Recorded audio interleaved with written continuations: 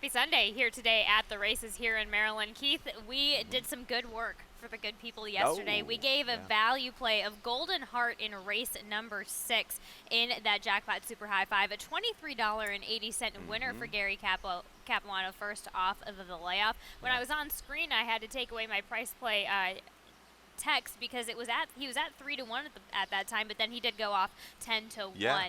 in that Jackpot Super High Five. Yeah, took a little play into the doubles when I was looking after the race leading in. I was like, oh, this horse might be a little bit lower than what we had him line, but I'll take 10-1. Really good ride by, I was Concepcion, right? Kind of prompted the pace inside. The leader shifted out. A really good determined run to come back on through the final furlong to get up. Yeah, that was really, really good. We had the exacta straight, triple, cold. But you know what? That's it. That was yesterday. Today's another day. So we got a beautiful day and a good card, 8 races, and I'm ready to roll. Belmont, congrats to Jenna Antonucci and the connections. That was awesome. To roll back to yesterday, another big value, the first woman in history to acquire the Belmont title, winning Belmont third crown of Triple Crown Jewel. Yep. Sorry, I know Jenna. She is an absolute sweetheart, and it was such a good. It was so good to see her win. Well deserving of that whole entire team leading up to it for Belmont yesterday with Javier Castellano. But let's go ahead and take a look at today's track of what we have going on. Of course, a nice day out here. 85. We had a little bit of, it was a bit chilly, a little bit rainy on Friday, but now we're at proper summer temperature, Keith. Yeah, we are. Let's get through today. Looks like some rain might hit the area Monday, so much needed rain tomorrow, but looks like we're going to be fine through today's card, fast and firm. Both courses playing pretty fair yesterday. So yeah, we've had a good couple of days here with the selections. Great job yesterday, Callie, on that pick, and you did your digging on the breeding, so got it done.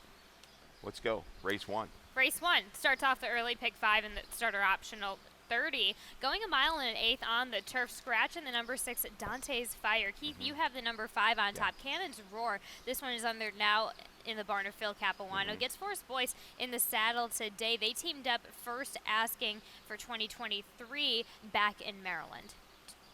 You know what? I don't know what prompted me to put those picks on. Now I just you do this day in and day out. Yeah, I like Cannon's Roar, but guys, that's my mistake. 3-1-5-7. I just kind of mix and match and throw off numbers. So that's my bad. I think we box them. That's what we talk about. We're going to box our picks. Jackie A. Callie is going to be my top selection. My bad. Jackie A. I think I might have this one lined a little bit too high. But we're going to go to that video last time out when stretching out to the mile, dirt to turf at Pimlico, and a really good ride by Mr. Lopez. Carlos Lopez patiently handled, worked between horses, and really professional to the wire, and stretching out this extra eighth of a mile I don't think is going to be an issue. He just turns on and chugs on through the wire. I think he can get it done today. It was a slower pace, moved into it. I think we'll be close again today when it's all said and done. So I'm right back with Jackie. You're not going to get the 26-1 that you got on him last time, though. No, certainly not.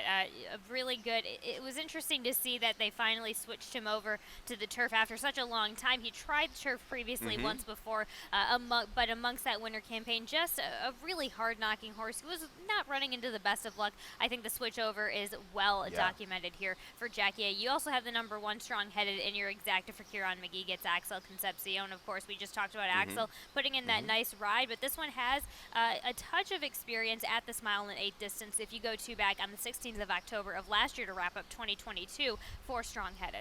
Yeah, and 1 second off of a break last year certainly works against that slower flow, right? Jackie A, a little advantage up a little bit closer to get it done. Strong-headed with Concepcion first off the claim for Kieran. Could be a little bit sharper. He's laid close to the lead before. Wouldn't surprise me if their tactics are try to go and attack a little bit early with strong-headed. Certainly looks like he can handle the distance. Should be tough right back off the claim for Kieran McGee and company. Cannon's Roar, this guy, you go way back. I looked way back on his page. What a transformation when he was taken to the turf. He was really getting beat a lot of lengths early on in his career. He's had a fine career now on the turf. Not what he quite once was. It's been a long time since a win, but I think, Forrest is going to get this one in position again, save a little bit ground. Was caught wide last time. I think that'll enhance the run of Cannon's Roar. He certainly kind of got the class over this field. He does, as Keith Fusel goes 3-1-5-7 there in the opener in the start of the early pick 5 and the start of the early pick 4. Keith also has a handle on that, starting off with his ticket. There we go, first single of the weekend on your ticket. All right, we're gonna need Sherry DeVoe, right? Come on. All right, Sherry DeVoe. 3-4, yeah, and Fergal. 3, 4, 5, 6, 7. I guess Ice Cold Frost is going to take a lot of play and could be a single for some people. It's a big drop here in race number 2. And so I'm going to spread around and try to get a little bit of value in there. Race 3, 1, 2, 3, and 5. Moco Gold, I mean, should be very tough. We'll have some company, I believe, up front with Ann Whistle. Race 4, there's your single, posting up. And we're going to wrap it up in race 5, 2 deep. 6, Indian Lake. 7, Hello Hot Rod. We got a little vid, got a little stat for you upcoming in race 5. But there you go, $20.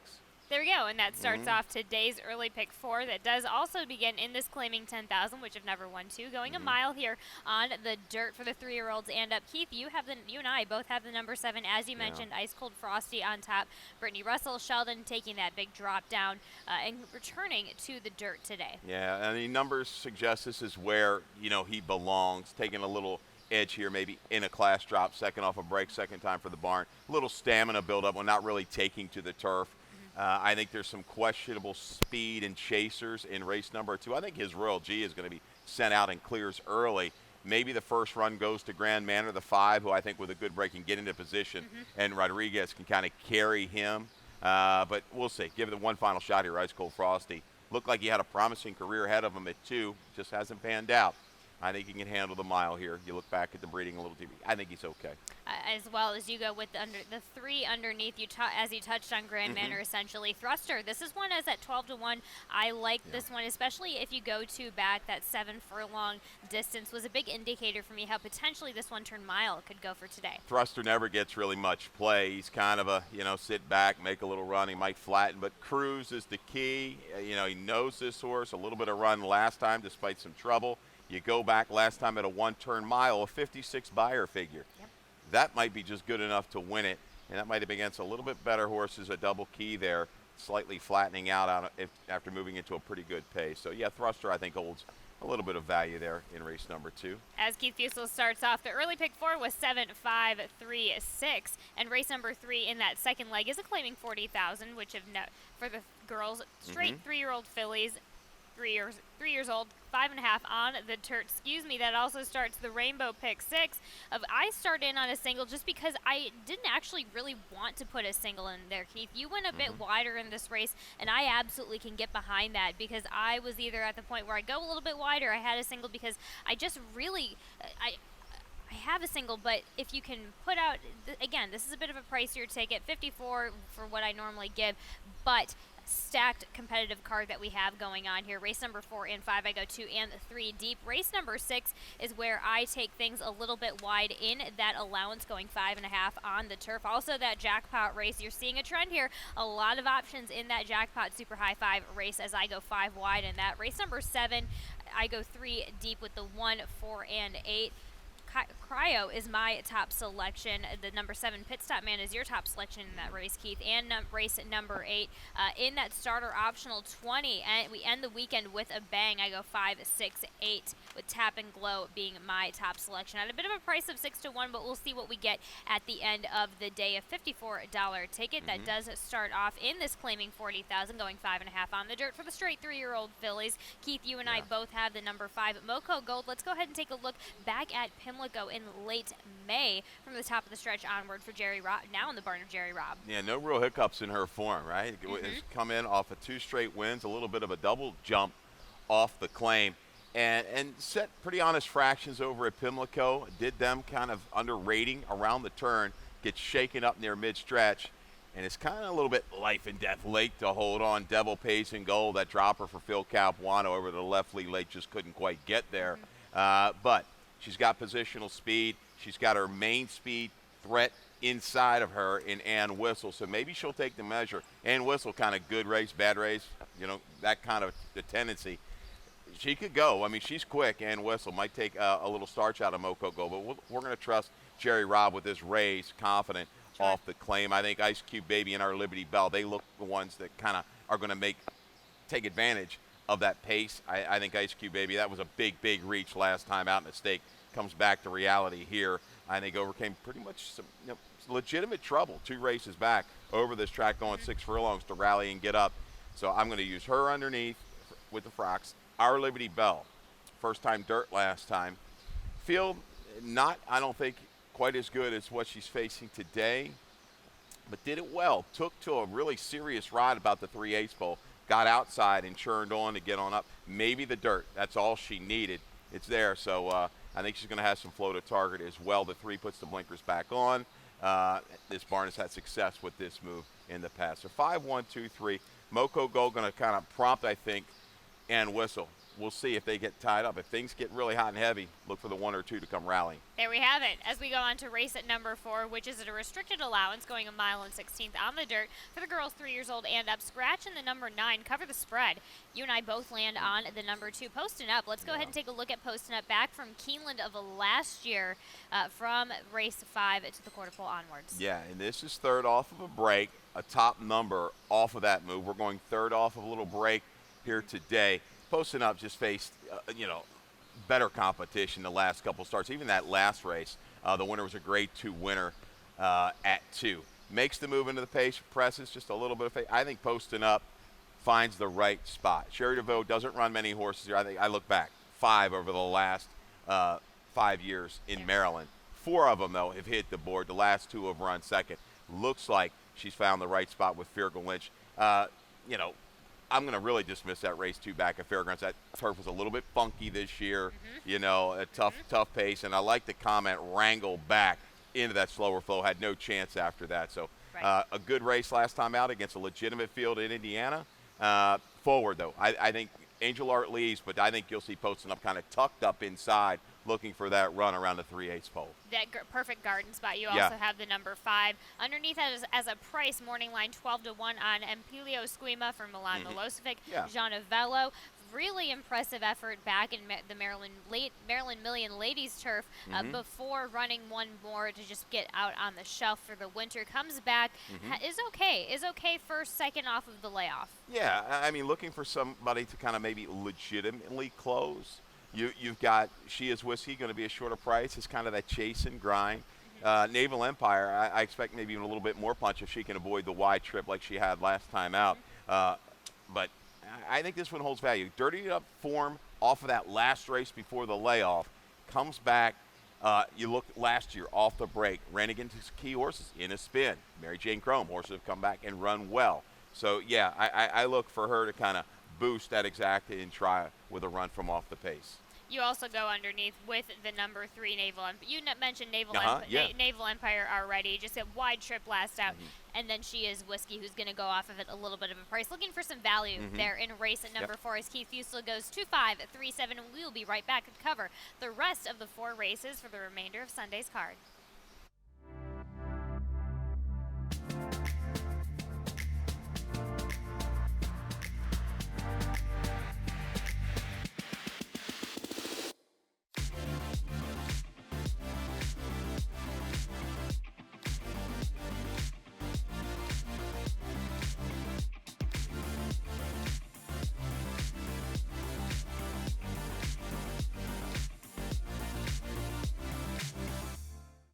Welcome back. In this allowance optional claiming 55 going 6 furlongs on the dirt for the 3-year-olds and up. Keith, you and I both have Indian Lake in our top selections, and right away you have our stat of the day for this Hugh McMahon runner today. Yeah, Hugh McMahon, really good rollover at Pimlico. Going to try to bring it over here to Laurel Park. Indian Lake, last 3 years, Hugh McMahon 4 for 17, 24%, 9 for 17 in the money. Dirt sprints, third off of a 61 to 180-day layoff. Look at that ROI. It's a good one. 306. Chased a really quick horse in Baracho and hung around on the fast track. Best number comes with a little bit of moisture in the track, but I think the form right now for Indian Lake is really, really good.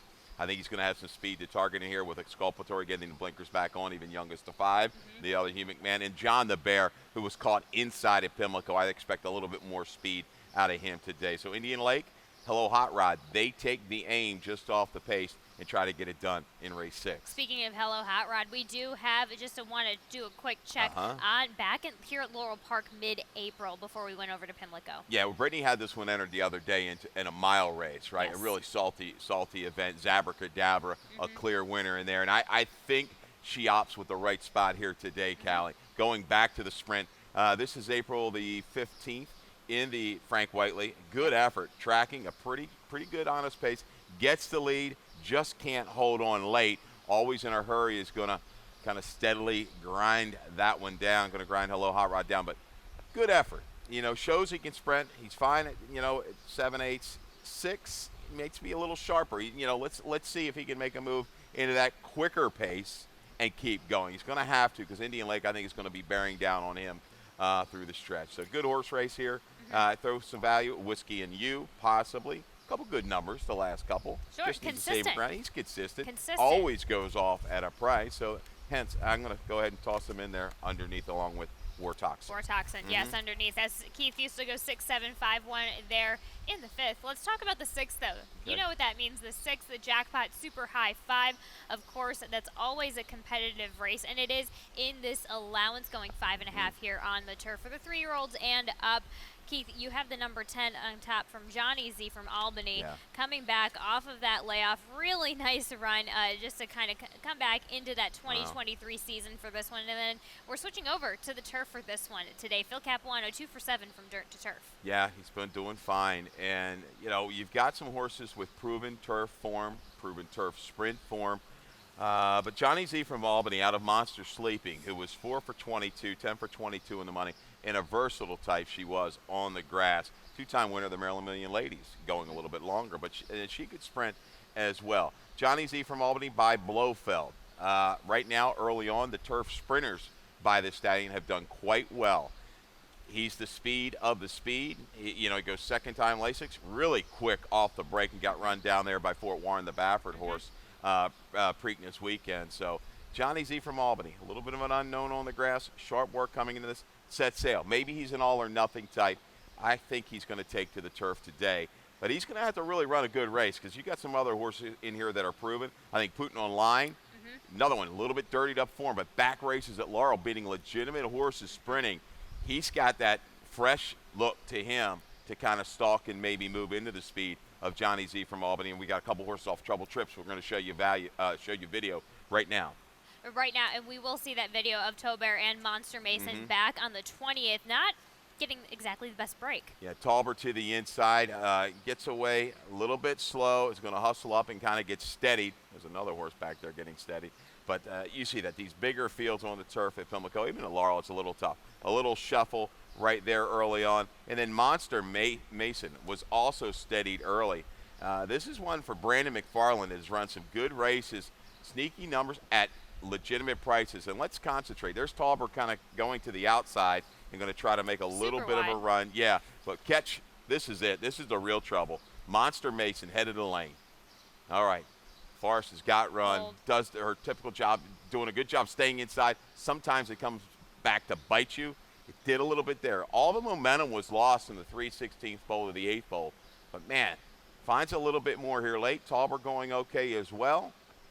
You have to, think a little clearer trip. Both of these horses improving up and work at this condition to be a presence in race number 6.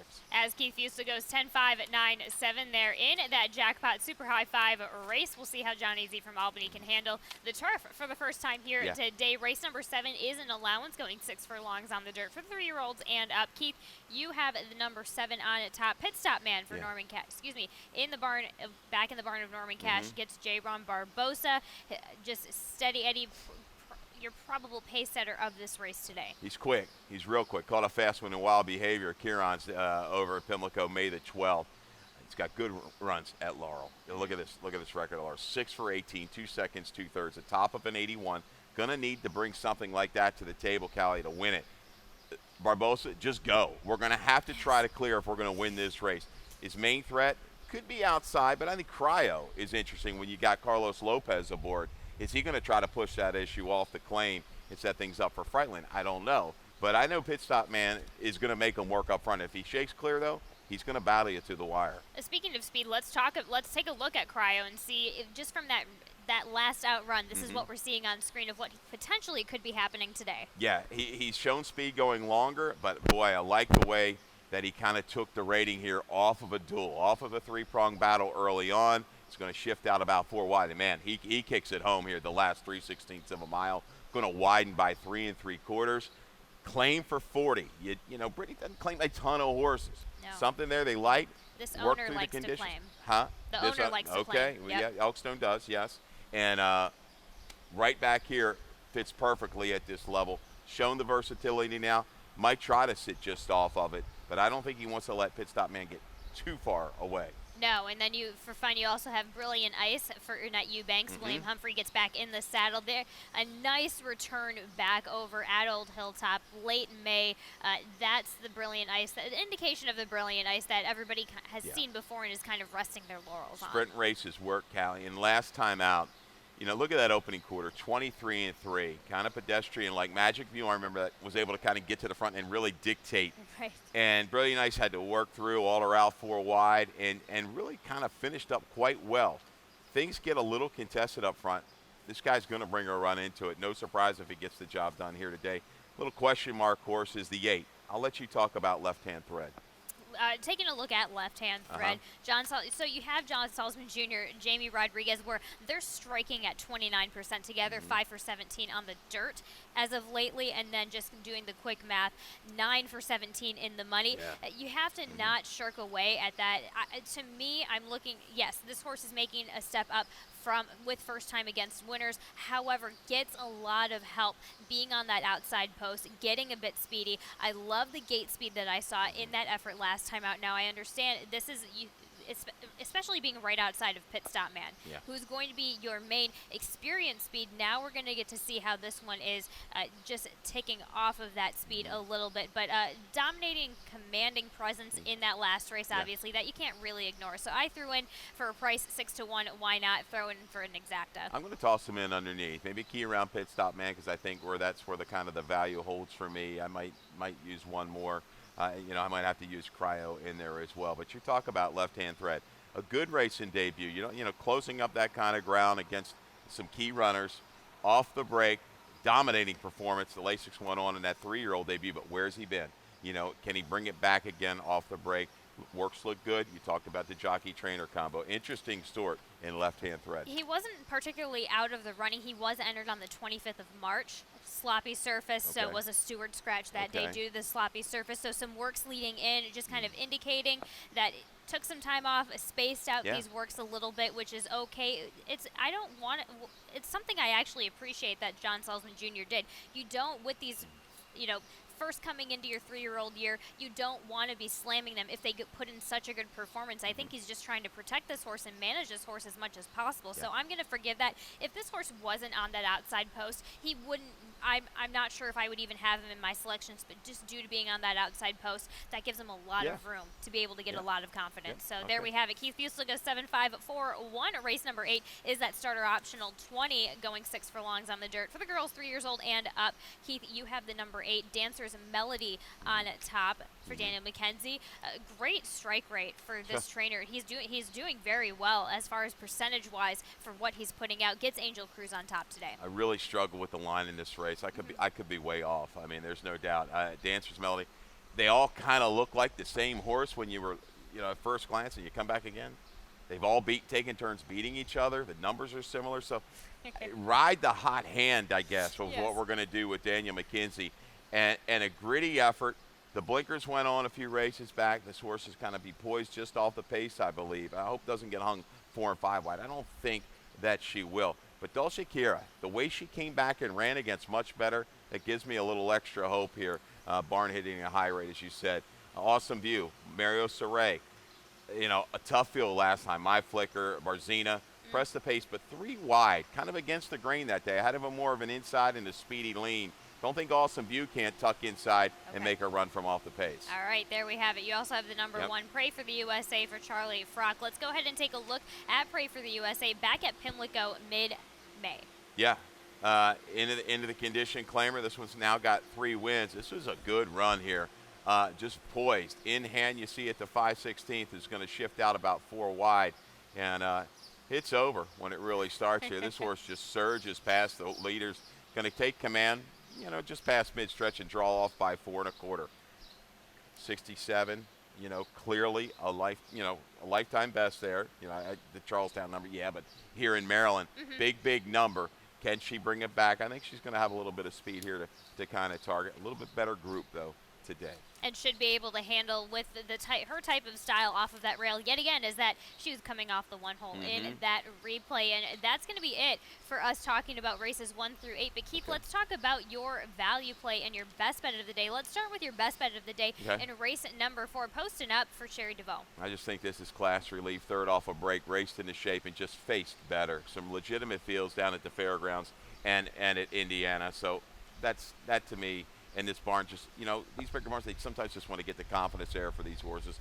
They kind of search around, able to kind of ship and find a spot. I think they found one right now in a very capable turf rider in Feargal Lynch. Sure, and we also have your value play. You hit your value play yesterday. Let's see if you can hit it again. Race at number 7 in the number 7 pit stop, man. Your experience speed amongst that field. And that's the key. He's got to clear. I think if he is able to shake clear the opening eighth of a mile, he drops in.